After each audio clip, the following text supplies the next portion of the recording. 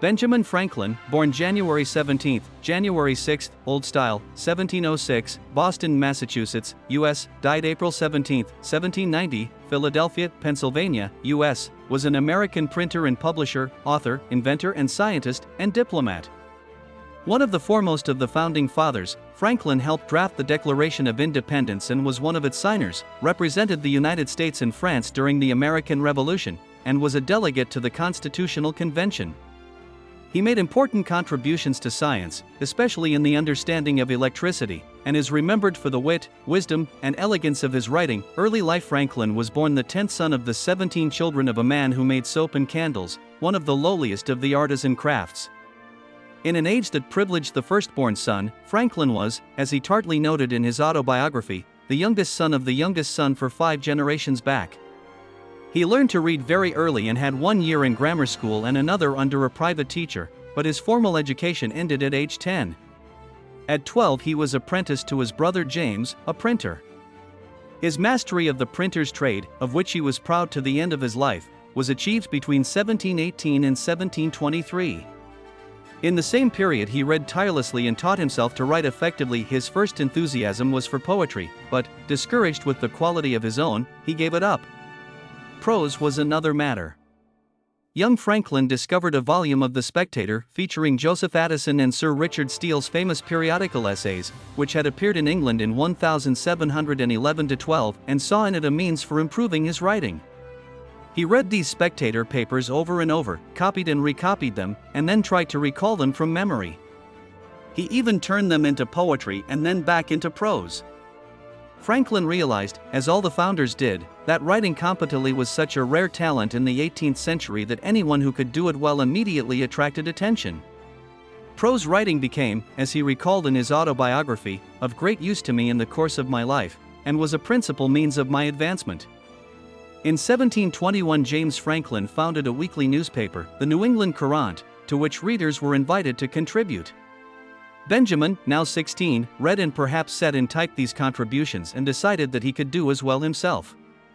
In 1722 he wrote a series of 14 essays signed Silence Dogood, in which he lampooned everything from funeral eulogies to the students of Harvard College. For one so young to assume the persona of a middle-aged woman was a remarkable feat, and Franklin took exquisite pleasure in the fact that his brother and others became convinced that only a learned and ingenious wit could have written these essays. Late in 1722 James Franklin got into trouble with the provincial authorities and was forbidden to print or publish the Courant. To keep the paper going, he discharged his younger brother from his original apprenticeship and made him the paper's nominal publisher. New indentures were drawn up but not made public. Some months later, after a bitter quarrel, Benjamin secretly left home, sure that James would not go to law and reveal the subterfuge he had devised. Youthful adventures failing to find work in New York City, Franklin at age 17 went on to Quaker-dominated Philadelphia, a much more open and religiously tolerant place than Puritan Boston. One of the most memorable scenes of the autobiography is the description of his arrival on a Sunday morning, tired and hungry.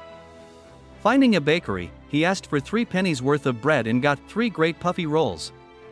Carrying one under each arm and munching on the third, he walked up Market Street past the door of the Reed family, where stood Deborah, his future wife.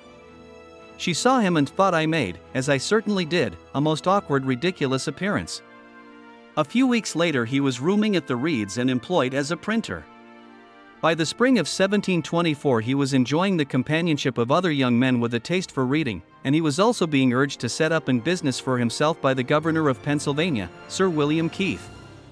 At Keith's suggestion, Franklin returned to Boston to try to raise the necessary capital. His father thought him too young for such a venture, so Keith offered to foot the bill himself and arranged Franklin's passage to England so that he could choose his type and make connections with London stationers and booksellers. Franklin exchanged some promises about marriage with Deborah Reed and, with a young friend, James Ralph, as his companion, sailed for London in November 1724, just over a year after arriving in Philadelphia. Not until his ship was well out at sea did he realize that Governor Keith had not delivered the letters of credit and introduction he had promised. In London, Franklin quickly found employment in his trade and was able to lend money to Ralph, who was trying to establish himself as a writer. The 2 young men enjoyed the theater and the other pleasures of the city, including women.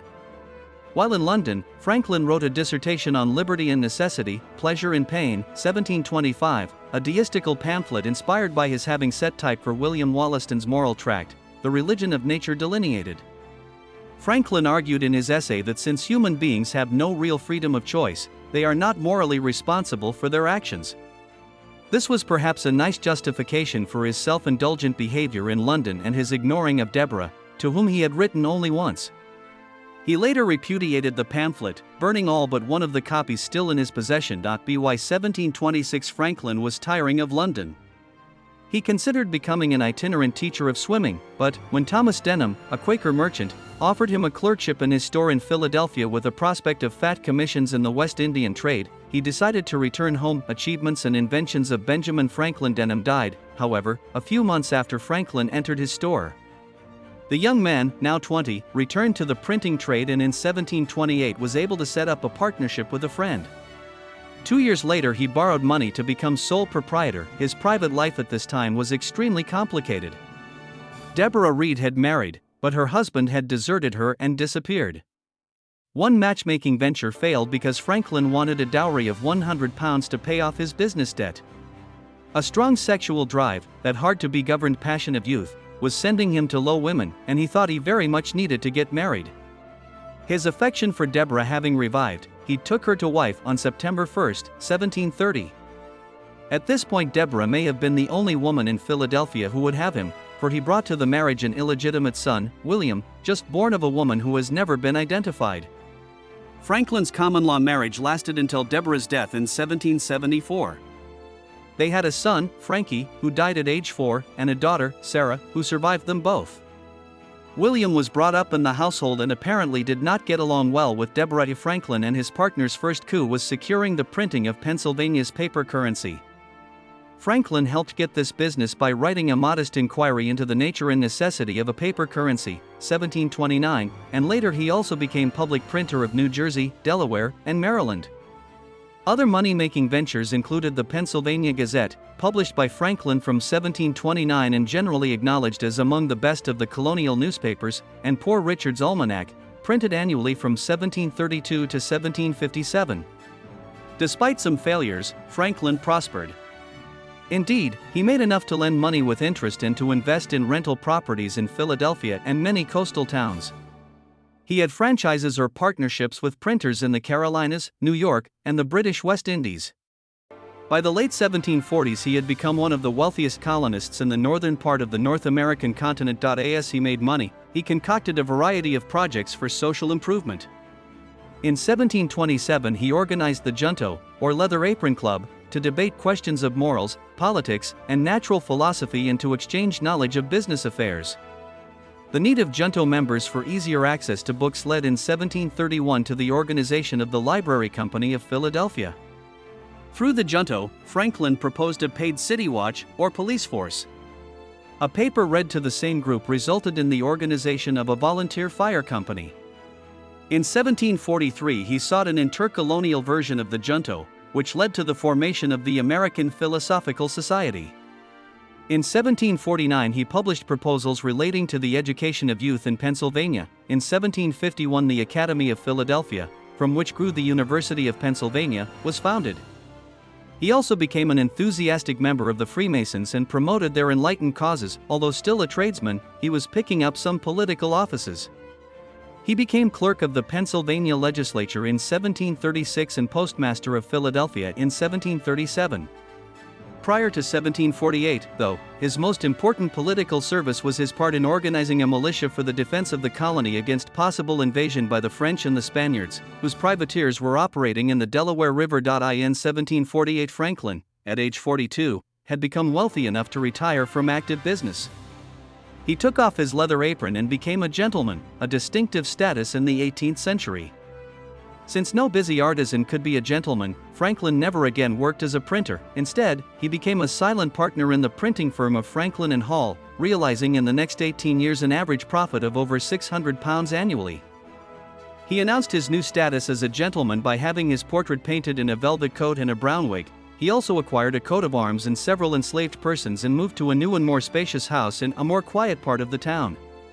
Most important, as a gentleman and master of his own time, he decided to do what other gentlemen did, engage in what he termed philosophical studies and amusements. In the 1740s, electricity was one of these curious amusements. It was introduced to Philadelphians by an electrical machine sent to the library company by one of Franklin's English correspondents. In the winter of 1746-47, Franklin and 3 of his friends began to investigate electrical phenomena. Franklin sent piecemeal reports of his ideas and experiments to Peter Collinson, his Quaker correspondent in London. Since he did not know what European scientists might have already discovered, Franklin set forth his findings timidly. In 1751, Collinson had Franklin's papers published in an 86-page book titled Experiments and Observations on Electricity. In the 18th century, the book went through 5 English editions, 3 in French, and 1 each in Italian and German. Franklin's fame spread rapidly. The experiment he suggested to prove the identity of lightning and electricity was apparently first made in France before he tried the simpler but more dangerous expedient of flying a kite in a thunderstorm. But his other findings were original. He created the distinction between insulators and conductors. He invented a battery for storing electrical charges. He coined new English words for the new science of electricity: conductor, charge, discharge, condense, armature, electrify, and others. He showed that electricity was a single fluid with positive and negative or plus and minus charges and not, as traditionally thought, 2 kinds of fluids.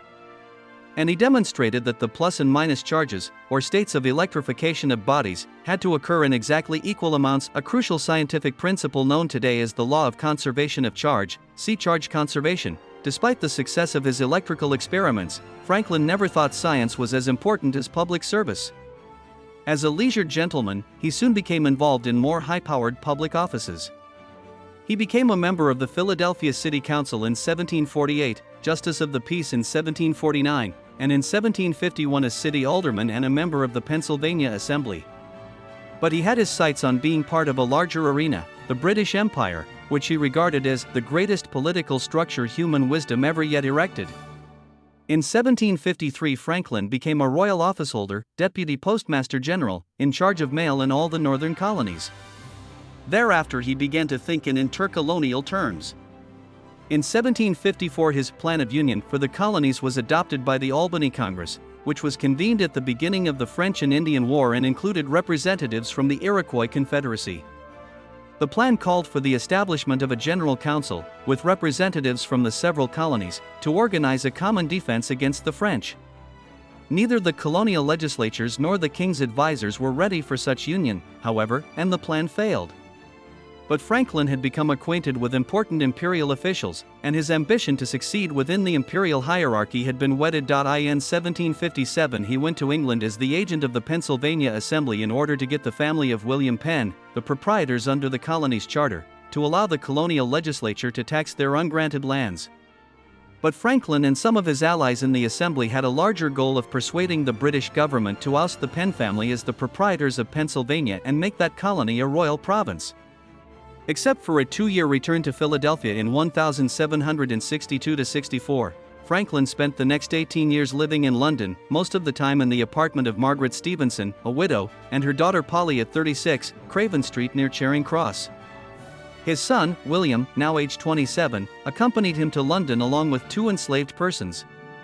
Deborah and their daughter, Sally, age 14, remained in Philadelphia. Before he left for London, Franklin decided to bring his Poor Richard's Almanac to an end. While at sea in 1757, he completed a 12-page preface for the final 1758 edition of the Almanac titled Father Abraham's Speech and later known as The Way to Wealth. In this preface, Father Abraham cites only those proverbs that concern hard work, thrift, and financial prudence.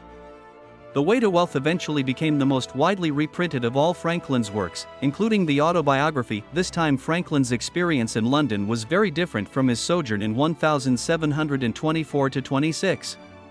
London was the largest city in Europe and the center of the burgeoning British Empire, and Franklin was famous. Consequently, he met everyone else who was famous, including David Hume, Captain James Cook, Joseph Priestley, and John Pringle, who was physician to Lord Bute, the king's chief minister. In 1759 Franklin received an honorary degree from the University of St. Andrews in Scotland, which led to his thereafter being called Dr. Franklin. Another honorary degree followed in 1762 from the University of Oxford. Everyone wanted to paint his portrait and make mezzotints for sale to the public. Franklin fell in love with the sophistication of London and England. By contrast, he disparaged the provinciality and vulgarity of America. He was very much the royalist, and he bragged of his connection with Lord Bute, which enabled him in 1762 to get his son, William, then aged 31, appointed royal governor of New Jersey. Reluctantly, Franklin had to go back to Pennsylvania in 1762 in order to look after his post office, but he promised his friends in London that he would soon return and perhaps stay forever in England. After touring the post offices up and down North America, a trip of 1,780 miles, 2,900 kilometers, he had to deal with an uprising of some Scotch-Irish settlers in the Paxton region of western Pennsylvania who were angry at the Quaker Assembly's unwillingness to finance military protection from the Indians on the frontier. After losing an election to the Pennsylvania Assembly in 1764, Franklin could hardly wait to get back to London. Deborah stayed in Philadelphia, and Franklin never saw her again. He soon had to face the problems arising from the Stamp Act of 1765, which created a firestorm of opposition in America.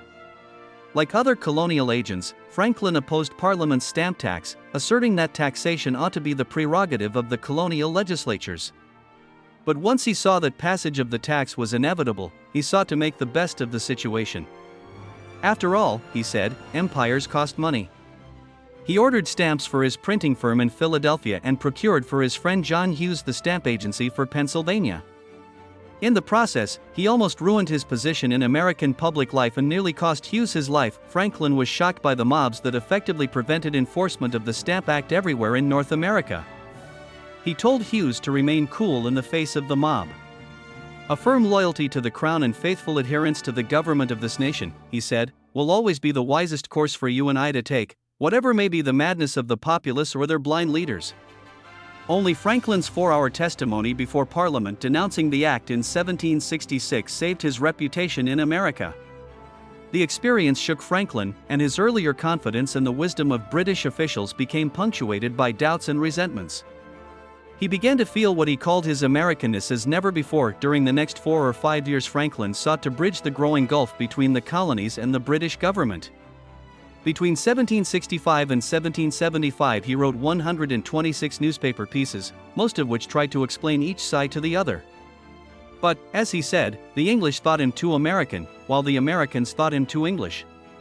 He had not, however, given up his ambition of acquiring a position in the imperial hierarchy. But in 1771 opposition by Lord Hillsborough, who had just been appointed head of the new American department, left Franklin depressed and dispirited. In a mood of frustration, nostalgia, and defiance, he began writing his autobiography, which eventually became one of the most widely read autobiographies ever published. In recounting the first part of his life, up to age 25, the best part of the autobiography, most critics agree, Franklin sought to soothe his wounds and justify his apparent failure in British politics. Most important, in this beginning part of his autobiography, he in effect was telling the world, and his son, that, as a free man who had established himself against overwhelming odds as an independent and industrious artisan, he did not have to kowtow to some patronizing, privileged aristocrat. When the signals from the British government shifted and Hillsborough was dismissed from the cabinet, Franklin dropped the writing of the autobiography, which he would not resume until 1784 in France. Following the successful negotiation of the treaty establishing American independence, Franklin still thought he might be able to acquire an imperial office and work to hold the empire together. But he became involved in the affair of the Hutchinson letters, an affair that ultimately destroyed his position in England. In 1772 Franklin had sent back to Boston some letters written in the 1760s by Thomas Hutchinson, then Lieutenant Governor of Massachusetts, in which Hutchinson had made some indiscreet remarks about the need to abridge American liberties. Franklin naively thought that these letters would somehow throw blame for the imperial crisis on native officials such as Hutchinson and thus absolve the ministry in London of responsibility. This, Franklin believed, would allow his friends in the ministry, such as Lord Dartmouth, to settle the differences between the mother country and her colonies. With Franklin's help, the move backfired completely, and on January 29, 1774, Franklin stood silent in an amphitheater near Whitehall while being viciously attacked by the British Solicitor General before the Privy Council and the court, most of whom were hooting and laughing. 2 days later he was fired as deputy postmaster.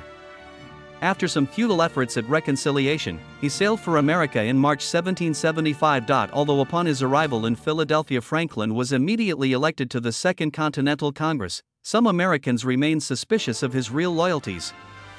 He had been so long abroad that some thought he might be a British spy. He was delighted that the Congress in 1776 sent him back to Europe as the premier agent in a commission seeking military aid and diplomatic recognition from France. He played on the French aristocracy's liberal sympathies for the oppressed Americans and extracted not only diplomatic recognition of the new republic but also loan after loan from an increasingly impoverished French government. His image as the democratic folk genius from the wilderness of America preceded him, and he exploited it brilliantly for the American cause.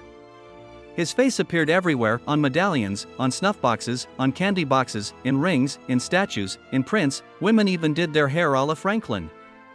Franklin played his role to perfection. In violation of all protocol, he dressed in a simple brown and white linen suit and wore a fur cap, no wig, and no sword to the court of Versailles, the most formal and elaborate court in all of Europe. And the French aristocracy and court loved it, caught up as they were with the idea of America, beset with the pain of gout and a kidney stone, and surrounded by spies and his sometimes clumsy fellow commissioners, especially Arthur Lee of Virginia and John Adams of Massachusetts, who disliked and mistrusted him. Franklin nonetheless succeeded marvelously. He first secured military and diplomatic alliances with France in 1778 and then played a crucial role in bringing about the final peace treaty with Britain in 1783, see Peace of Paris. In violation of their instructions and the French alliance, the American peace commissioners signed a separate peace with Britain. It was left to Franklin to apologize to the Comte de Vergennes, Louis XVI's chief minister, which he did in a beautifully wrought diplomatic letter. No wonder the 8 years in France were the happiest of Franklin's life. He was doing what he most yearned to do, shaping events on a world stage. At this point, in 1784, he resumed work on his autobiography, writing the second part of it, which presumes human control over one's life. In 1785, Franklin reluctantly had to come to America to die, even though all his friends were in France. Although he feared he would be a stranger in my own country, he now knew that his destiny was linked to America. His reception was not entirely welcoming. The family and friends of the Lees in Virginia and the Adamses in Massachusetts spread stories of his overweening love of France and his dissolute ways. The Congress treated him shabbily, ignoring his requests for some land in the West and a diplomatic appointment for his grandson. In 1788 he was reduced to petitioning the Congress with a pathetic sketch of the services of B. Franklin to the United States, which the Congress never answered. Just before his death in 1790, Franklin retaliated by signing a memorial requesting that the Congress abolish slavery in the United States. This memorandum provoked some congressmen into angry defenses of slavery, which Franklin exquisitely mocked in a newspaper piece published a month before he died. Upon his death, the Senate refused to go along with the House in declaring a month of mourning for Franklin.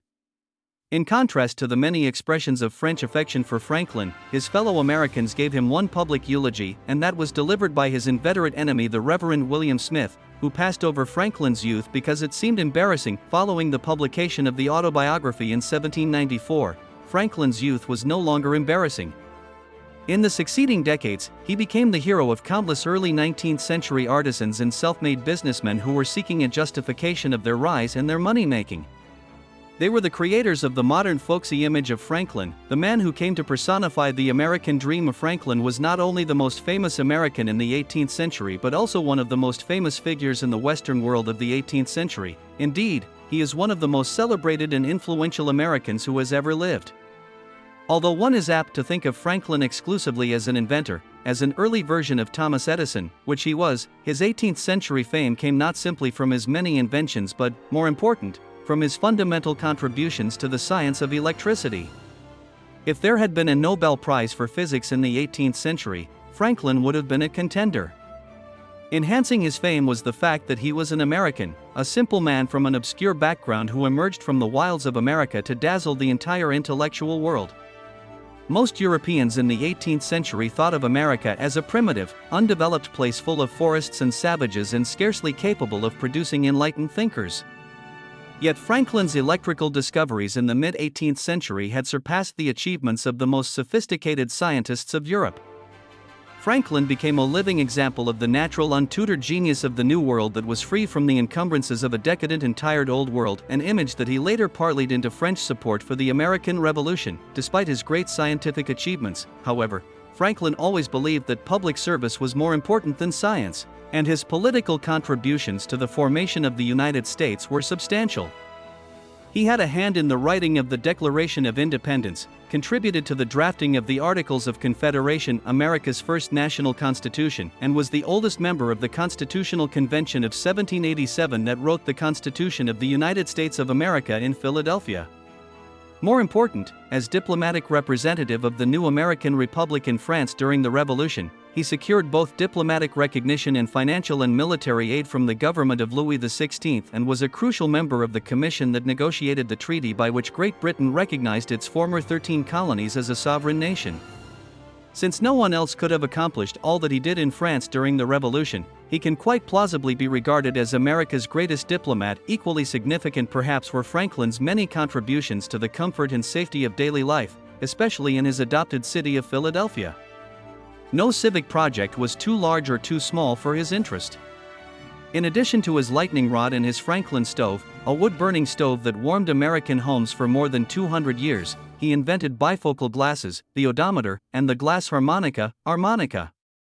He had ideas about everything, from the nature of the Gulf Stream to the cause of the common cold. He suggested the notions of matching grants and daylight saving time. Almost single-handedly he helped to create a civic society for the inhabitants of Philadelphia. Moreover, he helped to establish new institutions that people now take for granted: a fire company, a library, an insurance company, an academy, and a hospital. Probably Franklin's most important invention was himself. He created so many personas in his newspaper writings and almanac and in his posthumously published autobiography that it is difficult to know who he really was. Following his death in 1790, he became so identified during the 19th century with the persona of his autobiography and the Poor Richard maxims of his almanac, e.g., early to bed, early to rise, makes a man healthy, wealthy, and wise, that he acquired the image of the self-made moralist obsessed with the getting and saving of money. Consequently, many imaginative writers, such as Edgar Allan Poe, Henry David Thoreau, Herman Melville, Mark Twain, and D.H. Lawrence, attacked Franklin as a symbol of America's middle-class money-making business values. Indeed, early in the 20th century the famous German sociologist Max Weber found Franklin to be the perfect exemplar of the Protestant ethic and the modern capitalistic spirit. Although Franklin did indeed become a wealthy tradesman by his early 40s, when he retired from his business, during his lifetime in the 18th century he was not identified as a self-made businessman or a budding capitalist. That image was a creation of the 19th century. But as long as America continues to be pictured as the land of enterprise and opportunity, where striving and hard work can lead to success, then that image of Franklin is the one that is likely to endure.